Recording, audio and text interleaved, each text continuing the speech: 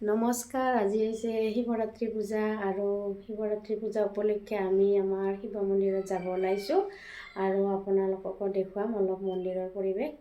ভিডিঅ'টো চাই থাকিব শেষলৈ। আৰু আমি এতিয়া হাতত এনেকৈ শৰাই লৈ ৰৈ আছোঁ, গাড়ী ৰখি আছোঁ আৰু আহি পালোঁ দিয়ক। শিৱ মন্দিৰ লাইনত এতিয়া থিয় হৈ আছোঁ আৰু বহুত দীঘলীয়া লাইন।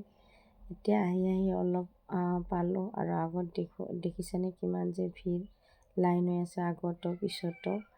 আৰু এনেকৈয়ে আমি লাহে লাহে গৈ আছোঁ আগৰ ফালে, কাৰণ বহুত ভিৰ।